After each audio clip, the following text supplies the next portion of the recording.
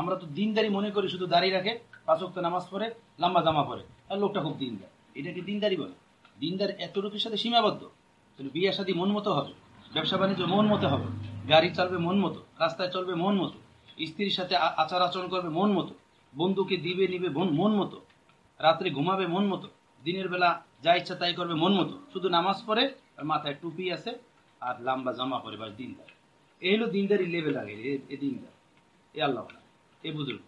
অথবা কোনো মাদ্রাসায় ঘুরে ফিরে আসছে যে মৌলানা সাহেব, মুফতি সাহেব, এটা দিনদার। এটা দিনদারির আদৌ লেভেল না।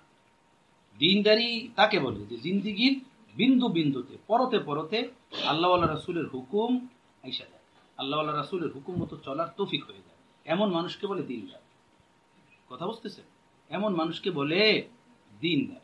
হ্যাঁ, আমরা যারা মাত্র এই পথে চলতেছি, এই পথের শিশু, আদর্শ লিপি পড়তেছি মাত্র, নুরানি কায়দা মাত্র নিছি হাতে, এটার কথা কি শুধু হযরত থানবীর, আমাদের বুজুর্গানি দিনের কোরআনের কথা ওইটাই, তাই না? ওই যে মদিনার গ্রাম্য অঞ্চল থেকে কিছু সাহাবীরা আসছিল না, নমুসলিম লোকেরা আসছিল, আইসা তারা ইসলাম গ্রহণ করে যাওয়ার পথে বা বলছিল যে আমরা তো মুমিন হয়ে গেছি। হ্যাঁ, আমরা তো মুমিন হয়ে গেছি।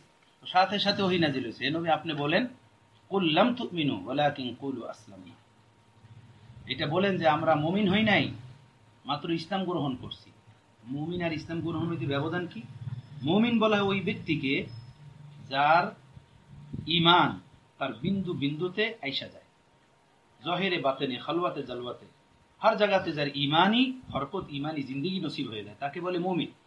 আর মুসলিম, ইসলাম গ্রহণ করা কাকে বলে? মানে ঈমানের তাকাজা অনুযায়ী চলবে, তার স্বীকৃতি দেওয়া জবান দিয়ে।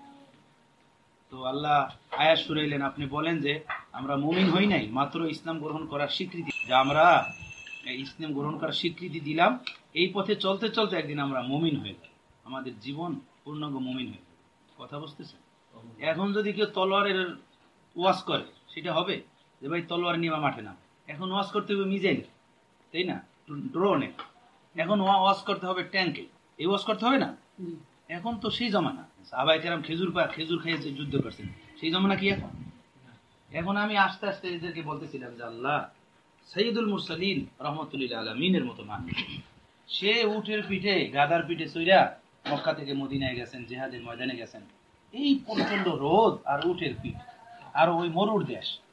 সাহাবায়ে কেরাম ওনাদের পেশাব পায়খানা সমতুল্য তো আমরা না, ওনাদের পেশাব পায়খানা সমতুল্য না, কিন্তু ওনারা উটের পিঠে চইরা দিনের কাজ করছেন, জিহাদ করছেন, তাই না, যত দিনের কাজগুলো করছেন। আমি সাথে যারা ছিল তাদেরকে বললাম যে আমরা এই আসতেছি ঢাকা থেকে ময়মনসিংহ এসি ওয়ালা গাড়িতে বসে, আমরা কমজোর বিদায় আল্লাহ আমাদের জন্য এইটারই ব্যবস্থা করছে। এইটা যদি আমাদের জন্য ব্যবস্থা না করতো, আমরা নিজেরাও দিনের পথে থাকতে পারতাম না এবং লোকদেরকেও দিনের পথে রাখতে পারতাম না। আমরা দুর্বল কমজোর দেখে আল্লাহ আমাদেরকে এই জমানায় পাঠাইছে আর আমাদের জন্য এসি ওয়ালা গাড়ির ব্যবস্থা করছে। কথা বুঝতেছেন? এখন যদি কেউ বলে যে ভাই ঢাকা থেকে ময়মনসিংহ হাইটে আইসে যাইতে হইব, এরা সাহাবাদের তরিকা, হাইটা যাই ওয়াজ করতে হবে, তো যাত্রার প্রিন্সিপাল হুজুর আসবেন ওয়াজ করার জন্য, তাই না, ঢালকানগরের হজরতও আসবেন ওয়াজ করার জন্য, হাইটে আসবেন, হাইটে আসতে হবে, ওখানে সাহাবাদের তরিকা, অথবা ঘোড়ার পিঠে চলে আসতে হবে। দিন বুঝতে হয়, দিন শিখতে হয়।